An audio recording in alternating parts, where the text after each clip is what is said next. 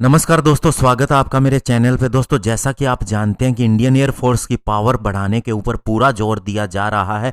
चाहे Rafale fighter jet को induct करना हो, चाहे तेजस फाइटर जेट का ऑर्डर दिया जाना हो, एएमसीए के ऊपर काम चल रहा है। इसके अलावा भी दोस्तों और भी चीज़ें हैं जो इंडियन एयरफोर्स को मजबूत कर रही हैं, और वो है दोस्तों ट्रेनर एयरक्राफ्ट का लिया जाना। इंडिया ट्रेनर एयरक्राफ्ट की फ्लीट को भी बहुत ज़्यादा मजबूत कर रहा है। आज इसी के ऊपर बात करेंगे। चलिए दोस्तों शुरू करते हैं। तो दोस्तों, इंडियन एयरफोर्स ने 4 फरवरी को रिक्वेस्ट फॉर प्रपोजल जारी किया था 70 ऐसे ट्रेनर एयरक्राफ्ट के लिए जो कि HTT-40 कहलाते हैं, हिंदुस्तान टर्बोप्रोप ट्रेनर के नाम से, और ये HAL को जारी किया गया था। और इससे पहले इंडिया की डिफेंस एक्विजिशन काउंसिल यानी DAC ने, जिसे डिफेंस मिनिस्टर राजनाथ सिंह जी अध्यक्षता कर रहे थे, 11 अगस्त 2020 को 106 HTT-40 ट्रेनर एयरक्राफ्ट की परचेज के लिए हरी झंडी दिखाई थी, और इसकी कीमत 76 बिलियन रुपए थी, यानी कि 1.05 बिलियन US डॉलर थी। और HAL के चेयरमैन R माधवन ने कहा था कि ये 70 एयरक्राफ्ट के लिए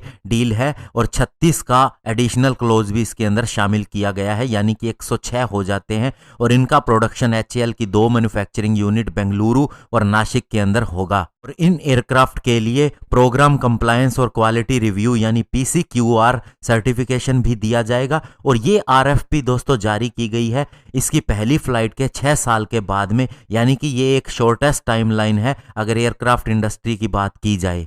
और इस एयरक्राफ्ट के अंदर 60% तक इंडिजिनस कंटेंट होगा। और दोस्तों, अभी भी इसके ऊपर कुछ एक टेस्ट चल रहे हैं ये दिखाने के लिए कि ये पूरी तरह से हमारे पायलट्स के लिए सेफ है और साथ ही सारे स्टैंडर्ड्स को मीट करता है जो भी ट्रेनर एयरक्राफ्ट के लिए चाहिए होते हैं। और इस ट्रेनर एयरक्राफ्ट ने सारी एयर स्टाफ क्वालिटेटिव रिक्वायरमेंट को पूरा कर लिया है। और ये दोस्तों 2016 के डिफेंस प्रोक्योरमेंट प्रोसीजर के Indian design developed and manufactured यानी IDDM के हिसाब से ही बनाया गया है। और दोस्तों, इस एयरक्राफ्ट को पावर देने का काम हनीवेल गैरेट का TPE 33112B single shaft turboprop engine करेगा, और साथ ही दोस्तों इसे MK16 इजेक्शन सीट से भी लैस किया जाएगा। और ये हमारे पुराने HPT-32 दीपक एयरक्राफ्ट को रिप्लेस करेगा। और दोस्तों, HTT-40 की सबसे बड़ी खासियत यह है कि इसके ऊपर वेपन ट्रेनिंग भी दी जा सकेगी, जिसका मतलब ये है कि एडवांस जेट ट्रेनर तक जाने के लिए अब पायलट को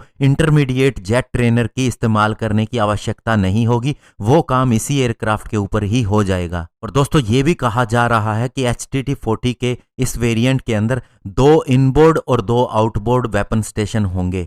और दोस्तों, जहां तक पायलट की ट्रेनिंग का सवाल है तो ये 3 स्टेजेस से होकर गुजरते हैं, जिनमें से पहली पायलट्स PC-7 MK2 एयरक्राफ्ट के ऊपर होती है, फिर किरण ट्रेनर के ऊपर, और फाइनली हाक एडवांस जेट ट्रेनर के ऊपर उनकी ट्रेनिंग होती है। लेकिन किरण जेट अभी अपने एंड के नज़दीक हैं सर्विस लाइफ के, तो ऐसे में स्टेज 2 की कुछ एक ट्रेनिंग PC-7 के ऊपर भी की जा सकेगी। और इससे पहले दोस्तों इंडियन एयरफोर्स का ये विचार था कि जो पायलट्स PC-7 MK2 एयरक्राफ्ट हैं इन्हें और संख्या में खरीदा जाएगा स्विट्जरलैंड की कंपनी से, क्योंकि इससे पहले हमने 75 एयरक्राफ्ट खरीदे थे 2014 से 2018 तक। लेकिन अभी इंडियन गवर्नमेंट आत्मनिर्भर भारत के ऊपर बल दे रही है, तो ऐसे में दोस्तों उसे लोकली बनाने के ऊपर ही बल दिया जा रहा है। तो ऐसे में दोस्तों हम बाद में कभी इंटरमीडिएट और एडवांस जेट ट्रेनर पे भी बात करेंगे, लेकिन अभी बात यह है कि बेसिक ट्रेनर हमें लोकली बना हुआ मिलने वाला है, और ये आत्मनिर्भर भारत के लिए बहुत ही बड़ी बात है। धन्यवाद। जय हिंद।